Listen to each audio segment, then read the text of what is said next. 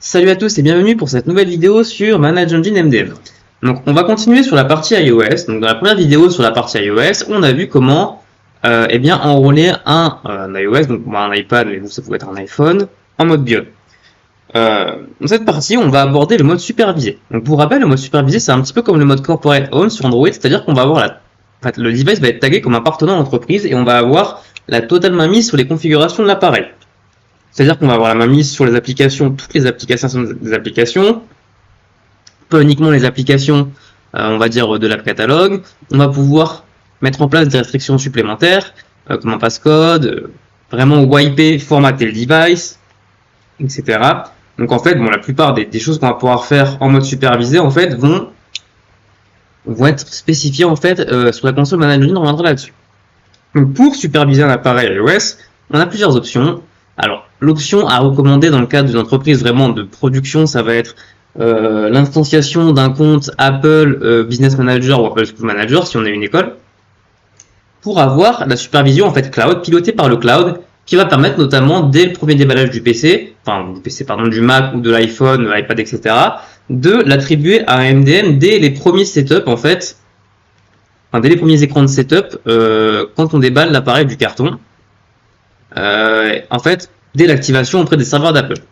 Donc nous, on va pas pouvoir le faire parce que pour avoir un ABM, il faut tout simplement avoir ce qu'on appelle un DUNS number, qui est fourni par une association américaine, je ne sais plus comment elle s'appelle, mais globalement, il faut être membre d'une entreprise, donc avoir une identité d'entreprise valide.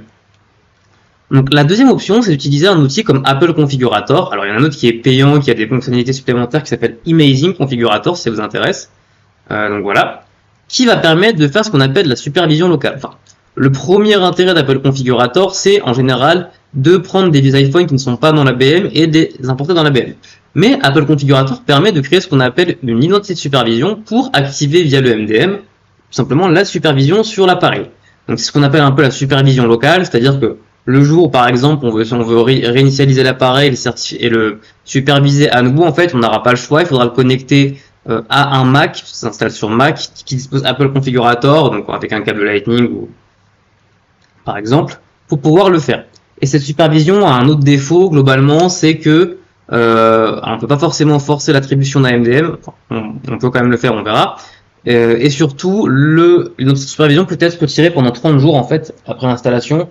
Donc voilà, c'est pas forcément le plus adapté, mais en tout cas, dans le cas pour découvrir ce que c'est la supervision, c'est très bien. Donc c'est ce qu'on va voir au travers de cette vidéo.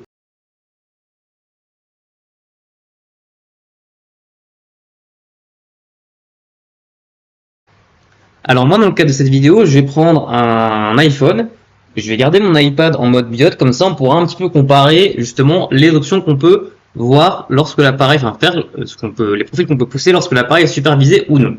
Donc comme je l'ai dit, il faut disposer d'un appareil, d'un macOS pour pouvoir le faire, sinon ça ne marchera pas. Alors dans mon cas, moi je l'ai installé ici sur une machine virtuelle, donc c'est possible de le faire sur Workstation. Il y a quelques petites prérequis, donc c'est pas l'objet de la vidéo. Vous pouvez regarder sur internet. En fait, il faut télécharger sur GitHub un outil qui s'appelle un Unlocker pour pouvoir avoir les templates de CPU, etc. pour pouvoir faire macOS. Et donc ensuite, une fois que vous êtes logué sur l'appareil, en fait, vous pouvez télécharger dans l'App Store, donc avec votre Apple ID, l'Apple Configurator. Donc voilà ce que c'est l'Apple Configurator. Ceci étant dit, nous, ce qu'on va faire, c'est qu'on va se rendre sur Manage Engine et Inscription, et on va aller dans la partie Apple Configurator. En fait, ça va nous expliquer les étapes de configuration. Donc les étapes sont assez simples, donc, globalement on va les refaire ensemble, j'avais déjà ce Mac, mais on va le refaire. Ça va être quoi? Ça va être de créer l'identité de supervision, qui est une sorte de certificat en fait, propre, qui définit une organisation disant que le device va être supervisé par telle organisation, donc en gros qu'il appartient à telle organisation. Créer ce qu'on appelle un blueprint, donc en gros un ensemble d'étapes qu'on va déployer sur l'appareil une fois qu'il sera reseté. Et voilà, donc c'est pas forcément très compliqué, donc voilà, en fait on a les étapes, et donc nous ce qu'on va faire c'est qu'on va suivre ces étapes.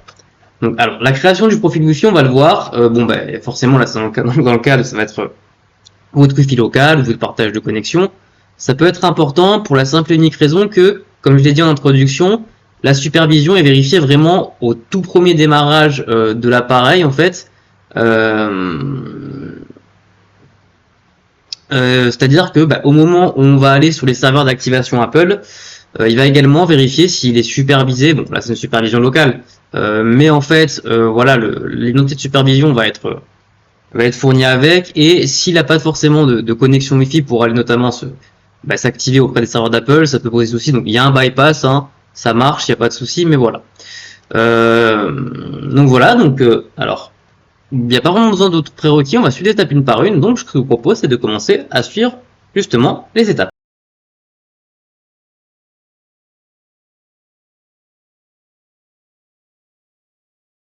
Allez, donc c'est parti. Donc là on va suivre les étapes un petit peu qui sont fournies par Manage Engine, donc on va cliquer ici. La première étape, ça va être de configurer le Wi-Fi. Comme on l'a dit, c'est important pour que l'appareil vienne s'activer sur les serveurs d'Apple et puisse éventuellement télécharger, aller s'enrôler, on va dire, dans le MDM par exemple. Ensuite, donc c'est parti. On va rouvrir ici. Donc, alors, on va le refaire ensemble. Donc, ici, je vais fermer ça. Et pour créer un profil, on va aller dans Apple Configurator, fichier, nouveau profil. Et donc là, on va pouvoir créer un profil. Donc, on va lui mettre un nom, par exemple. Wi-Fi, perso, voilà. Donc, après, on n'est pas obligé de le faire maintenant, on pourra le faire après, mais ça casserait un peu l'automatisation. Donc, moi, ce que je vais faire, excusez-moi, c'est mettre mon partage de connexion. Je sais pas trop si ça va marcher avec les espaces, on va voir, c'est pas très grave non plus. Je vais mettre le mot de passe. Et là, donc j'ai mis un nom, hein, pour mettre le nom. Ce qu'il faut bien comprendre d'ailleurs, c'est que là, en fait, on va retrouver tous les templates de profil qu'on pourra appliquer à travers Manage Engine. Hein. Là, par exemple, c'est le profil de passcode qu'on avait appliqué sur l'iPad en mode diode.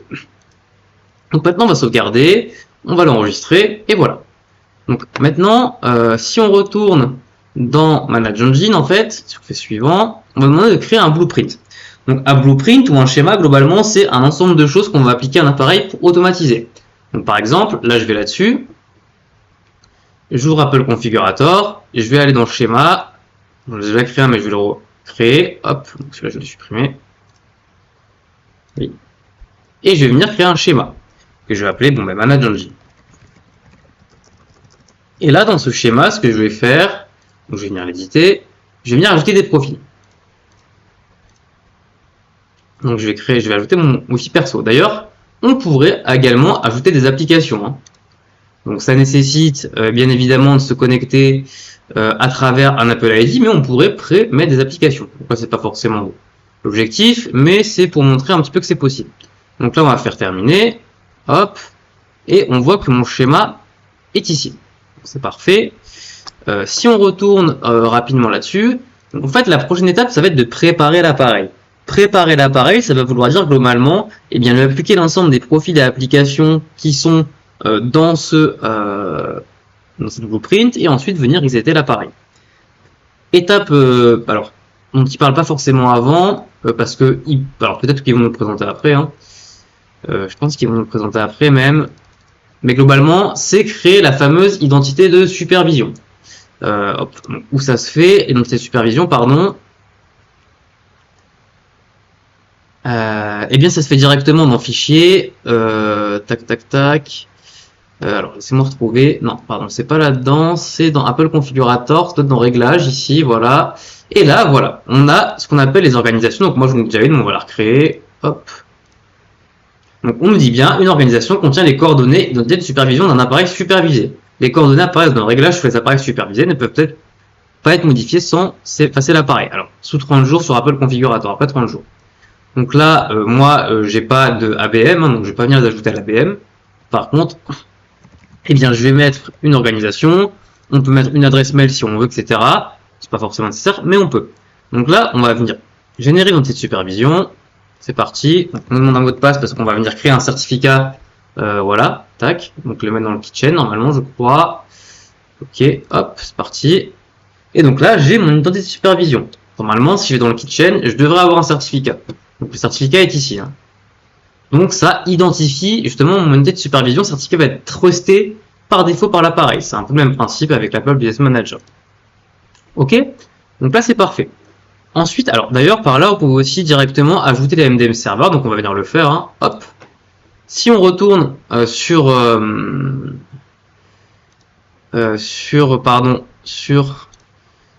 Manage Engine. en fait, tac, on va revenir en arrière.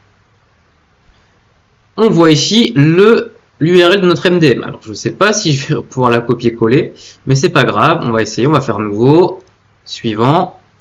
Donc, je vais l'appeler Manage Engine. Hop.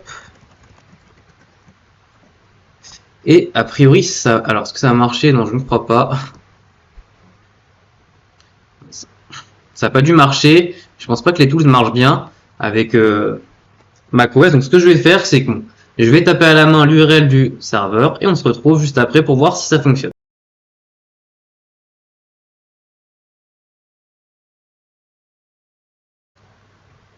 Ok, donc j'ai ajouté mon serveur, donc l'URL est bonne. Alors j'ai pas forcément pris en vidéo le moment où j'ai ajouté l'URL, mais à savoir que de toute façon, si l'URL n'est pas bonne, ça ne marchera pas, vous n'arriverez pas à valider la création. Donc c'est qu'a priori c'est parfait, on peut venir fermer ça. Donc maintenant on va retourner sur alors les étapes de configuration, excusez-moi, sur Manage Engine, pardon.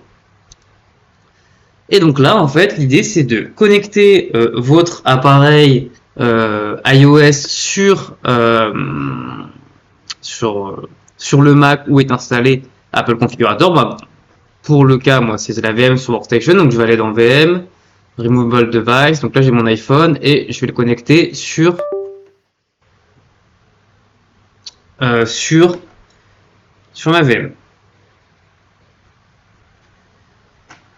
Normalement, il devrait remonter si on revient en arrière. Alors, si on ouvre Apple Configurator, plutôt, alors, bah, tac, Amazing. Donc là, il est bien remonté. De toute façon, il est là, donc c'est une bonne chose. Malheureusement, la VM est un petit peu buggée. Voilà, donc faut attendre qu'elle se débloque un petit peu. En attendant qu'elle se débloque, on va retourner rapidement ici. Et donc là, en fait, on va faire un clic droit sur notre blueprint et faire prepare. Donc ça va téléverser le profil Wi-Fi. Et ensuite, ça va nous demander d'autres choses. On va voir juste, voilà. Donc là, l'appareil devrait être présent. Voilà, donc il est là. Donc si on va sur schéma maintenant, Manage Engine. Alors, on peut le voir par là aussi. On peut le faire cliquer dessus et faire préparer. Hop. Donc ça va l'appliquer en fait à notre appareil iOS. Et donc là, on a différentes étapes. Donc on a plusieurs choses. On a l'inscription automatisée. Donc nous, on l'a pas forcément. Donc c'est configuration manuelle pour nous en fait. Voilà. Donc on n'a pas d'Apple School Manager, donc on va pas le faire. On veut le superviser. On peut l'autoriser en cas de problème, ça peut poser souci. Donc on peut le faire, il n'y a pas de souci. Donc activer et terminer l'inscription, bah, ça c'est dans le cadre d'Apple BS Manager. Donc, voilà. Donc on va spécifier notre serveur MDM. Hop. Mon organisation. Là, en fait, ce sont les différentes étapes que vous allez retrouver quand vous allez déballer un iPhone et que vous allez le configurer.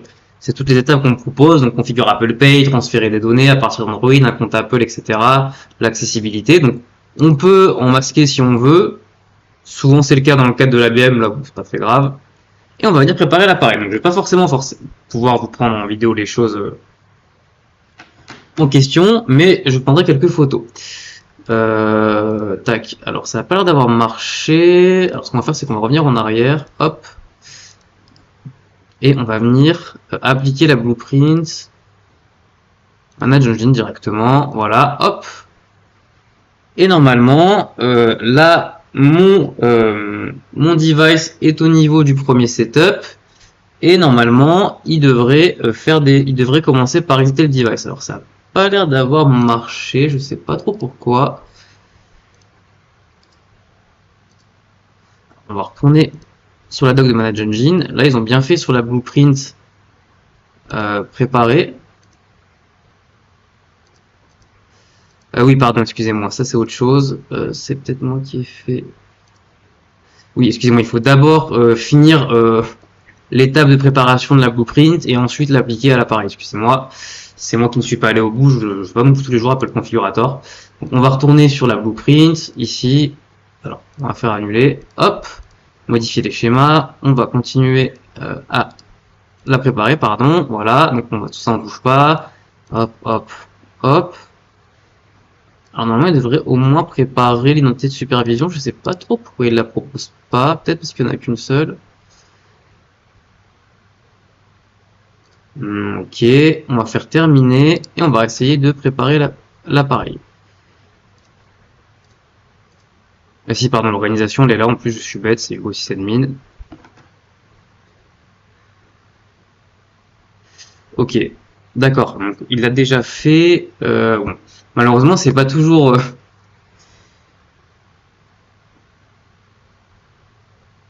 c'est pas toujours, ça marche pas toujours du premier coup, Apple Configurator. Ça marche, il n'y a pas de souci là-dessus, ça marche pas toujours du premier coup. Alors c'est peut-être parce que j'étais déjà sur le premier écran de configuration de l'appareil, en fait, tout simplement, hein.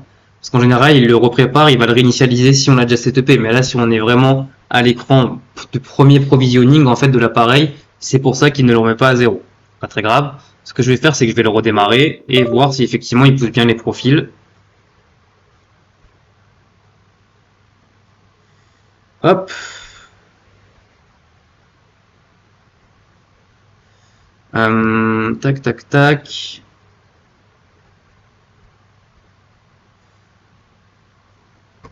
Hop, on va faire préparer. Alors, on va plutôt clic droit, appliquer Manage Engine. Après, voilà, je suis pas sûr que ça va fonctionner pour mon partage de connexion, on va voir. Donc effectivement, il dit que c'est déjà présent. Bon, le partage de connexion ne semble pas avoir marché automatiquement le profil. Ce que je vais faire, c'est que je vais rentrer moi à la main eh bien, la configuration Wi-Fi. Voilà. Donc là, bon, je peux pas forcément vous montrer ce qui se passe, mais encore une fois, je vais prendre des screens au fur et à mesure. Donc je vais faire suivant. Hop. Et donc là, c'est là effectivement où il peut avoir un souci parce que on a mis on va dire le profil Wi-Fi après. Si vous avez le souci, en fait, ce qu'il faut faire, c'est aller par exemple jusqu'à la partie où on vous propose de restaurer enfin le device, pardon, de restaurer le device à partir d'un autre iPhone, etc. De refaire préparer, ce qui va réimporter globalement l'identité de certification, enfin l'identité de supervision après que vous ayez configuré le Wi-Fi. Et ensuite, il suffit juste de revenir en arrière, refaire les étapes, et normalement, eh bien l'écran de gestion des appareils devrait apparaître, que je vais vous mettre, hop, directement ici à côté. Et ensuite, il suffit de faire suivant. Et normalement, il devrait récupérer le profil. Et ensuite, bon bah, il va vous demander toutes les étapes de configuration de l'iPhone. Donc moi, je vais les faire là. Voilà, donc peu importe le code qu'on met, de toute façon, après, on va créer un profil pour pouvoir le gérer. Et ensuite, on va pouvoir contrôler le setup de l'iPhone. Donc moi, ce que je vais faire, c'est que je vais laisser tranquille. Moi, je vais tranquillement finir la configuration standard de l'iPhone. Et on se retrouve après pour voir un petit peu ce qui s'est passé.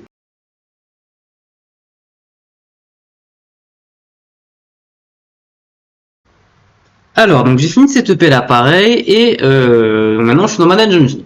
Alors, la première étape, vous allez peut-être le voir dans Inscription en attente, puisqu'il faut attribuer un utilisateur sur Manage Engine. Mais globalement, ce que j'ai fait, c'est que j'ai ouvert deux onglets Manage Engine. Un côté, je suis sur la page de mon iPhone, qui est supervisé, donc on le voit ici. Et un autre côté, mon iPad qui n'est pas supervisé. Donc on va voir qu'on a des choses qu'on peut faire sur l'iPad, sur l'iPhone, qu'on peut faire sur l'iPad. Rien qu'au niveau des actions ici, on voit qu'on a quelques actions, la plupart sont verrouillées. On nous dit bien que c'est, enfin on ne dit pas, mais en tout cas c'est pour un appareil supervisé. Là, en fait, on a beaucoup de choses en plus. On peut redémarrer l'appareil, on peut l'arrêter, on peut prendre le contrôle à distance, on peut effacer le code secret, on a le fameux screen time passcode c'est plutôt pour les enfants ça, la durée de visionnage des écrans. Au niveau du déprovisionnement, on peut carrément l'effacer, alors que ici, si on y va, on ne peut pas, hein, voilà, il n'est pas supervisé donc c'est pas possible. Donc on a vraiment un appareil qui appartient à l'entreprise. Alors la seule chose que on n'a pas ici, on voit qu'il est le verrouillage d'activation est appliqué, ce qui est un peu dommage. Alors pas à ma connaissance, c'est qu'on n'a pas le code en fait, un code de bypass qu'on a par défaut sur Intune lorsque l'appareil appartient à l'Apple Business Manager. Là, on le voit pas. Alors, excusez-moi, peut-être que on peut l'avoir. Euh, je ne sais pas. Il faudrait que je me renseigne dessus. Ceci étant dit, alors ce que je vais faire, moi, c'est que je vais tout simplement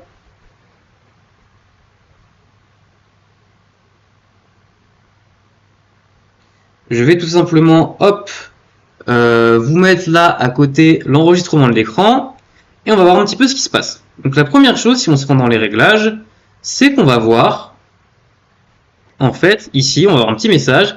L'iPhone est supervisé et géré par Hugo sysadmin. Donc là, effectivement, on nous dit bien la supervision permet aux entreprises et aux institutions de mieux contrôler les appareils iOS en leur possession. Donc voilà, il y a aussi le AirDrop, toute la partie Bluetooth, etc. Vraiment sur les paramètres de l'appareil qu'on peut venir le gérer. On a vraiment accès aux données, aux données de géolocalisation de l'appareil, le mettre en mode perdu, etc. Des profils Wi-Fi, profils VPN, donc voilà. Donc toujours pareil, on peut se rendre dans Général, dans Réglages ici, dans VPN et gestion de l'appareil. On voit bien que le profil de configuration Wi-Fi perso avait été poussé.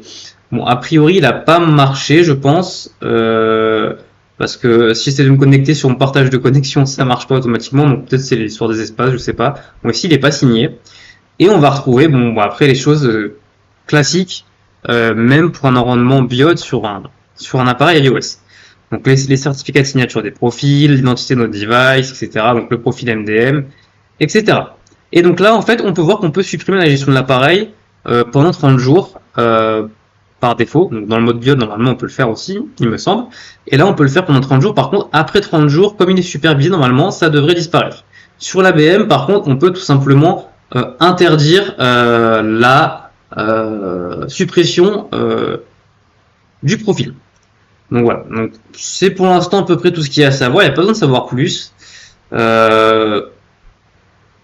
Et donc maintenant, ce qu'on va faire, c'est qu'on va simplement créer un profil pour voir un petit peu les différences qu'on a avec un appareil non supervisé.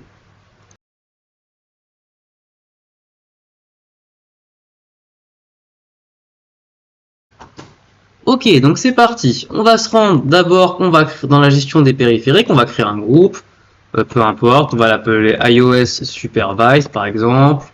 Voilà, on va ajouter tout de suite notre iPhone qui est ici, hop, et on va se rendre dans le profil. Donc on va de la création du groupe, et au profil, on va créer un profil, par exemple, je sais pas, bah pareil, hein, iOS Supervised, hop.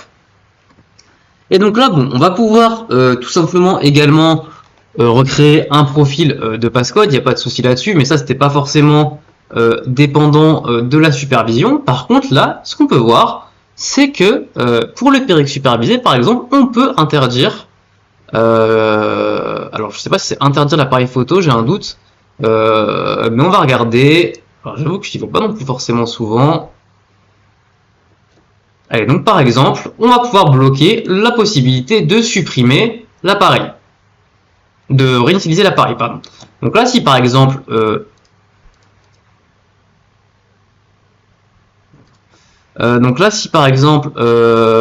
a aussi la partie gérer, partager données entre les applications gérées et non gérées. Bon, ça serait plus un petit peu l'équivalent du work profile, c'est intéressant. Je découvre un petit peu, hein, je m'en sers pas énormément non plus de Manage Engine. Je l'ai découvert il n'y a pas si longtemps, donc je m'en sers pas mal maintenant. Mais donc il y a quand même beaucoup de restrictions qui sont intéressantes. Donc voilà, je découvre avec vous, c'est pour ça que parfois je bug un petit peu. Mais voilà, donc là, alors, ce que je vais faire, c'est que je vais tout simplement reprendre, remettre à côté, je vais réafficher tout simplement l'écran de l'iPhone là, maintenant, voilà. Et en fait, on va se rendre là, on va regarder, on va se rendre dans les réglages, dans Général, tac, dans réinitialiser l'iPhone. Donc là, on voit qu'on peut le faire, hein, il n'y a pas de souci, normalement, c'est pas bloqué. Ok. Donc maintenant, ce qu'on va faire, c'est que on va venir appliquer le profil. Voilà, on va venir le publier, et là, toujours pareil, on clique ici, et on va chercher notre groupe iOS Supervised, et on va venir simplement appliquer le profil. Donc c'est parti, clic droit, assigner un profil, on va choisir iOS Supervised, ok. Et là, normalement, au moment où le profil va s'appliquer, donc on peut le vérifier toujours dans Général, gestion de l'appareil. Alors il n'a pas l'air d'être appliqué, si hop. Donc voilà, là le profil s'est appliqué, effacement du contenu de réglage non autorisé. Donc si on retourne dans Général et qu'on essaye de retourner sur la page de suppression de l'appareil, hop, normalement on ne devrait plus pouvoir. Voilà, on voit bien que effacer les contenus et les réglages, de maintenant c'est grisé. Donc qu'est-ce que ça veut dire? Ça veut dire que le profil c'est bien appliqué et c'est un profil qui est bien effectivement en mode supervisé. Donc voilà. Alors on pourrait également installer des apps de manière silencieuse si on avait du VPP, mais c'est pas le cas, donc c'est pas forcément nécessaire. Par contre, on peut toujours les installer via le biais de la catalogue.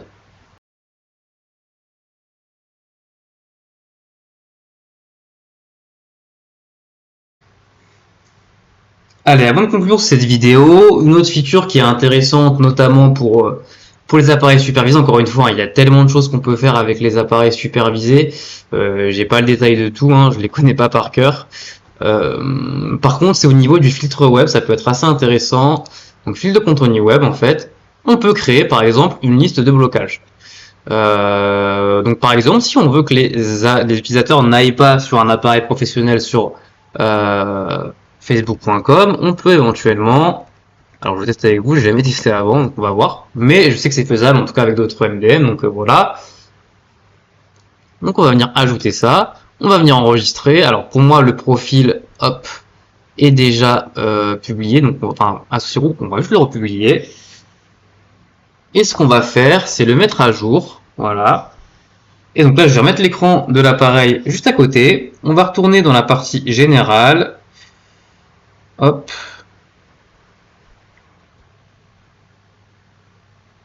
Dans la partie VPN et gestion de l'appareil, pardon. Hop. Restriction. Et là, on a bien du fil de contenu web.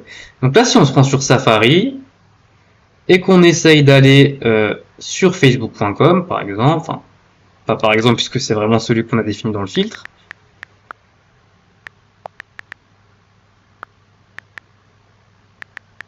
On voit que ça marche pas. Cette page est restreinte.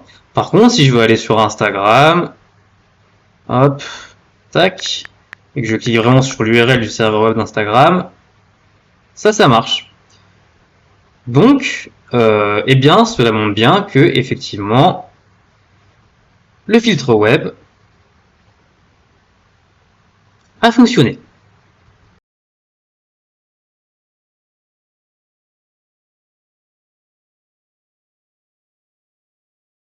Donc voilà, je pense qu'on va s'arrêter là pour cette vidéo. Elle est déjà assez longue et c'était vraiment commencer à aborder la supervision des appareils iOS dans le cadre d'un MDM. Donc encore une fois, dans le cas d'une entreprise, le mieux serait d'ouvrir un compte Apple Business Manager. C'est gratuit, mais il faut simplement être une entreprise pour avoir le fameux DUNS number. Et ensuite, ça permettrait vraiment d'automatiser directement. On déballe le numéro de série rentré par votre vendeur. On déballe l'appareil. On le connecte éventuellement au Wi-Fi. Et ensuite, il vient récupérer sa configuration auprès d'Apple Business Manager et vient s'en aller auprès de votre MDM. Mais nous, dans le cas présent, on a pu le voir avec Apple Configurator, ça permet d'avoir vraiment un device en mode supervisé. Tout comme aussi il y a une machine configurator qui existe. Donc ensuite, on a enrôlé le device, on a vu vraiment les différences. On a vu qu'on avait une myriade de possibilités supplémentaires par rapport à un iPad, par exemple, en iOS en mode biode. Donc par exemple, on peut, au niveau de la gestion des commandes, on peut redémarrer le device. On peut vraiment le verrouiller, on a le screen type passcode, on peut effacer le code secret si l'utilisateur l'a oublié, très pratique. Et vraiment au niveau des profils de configuration, on a beaucoup de choses qu'on peut faire. On peut le mettre en mode kiosque, en mode share, on peut gérer tout ce qui est connectivité, donc Bluetooth, AirDrop, comme on le voit là sur l'écran encore.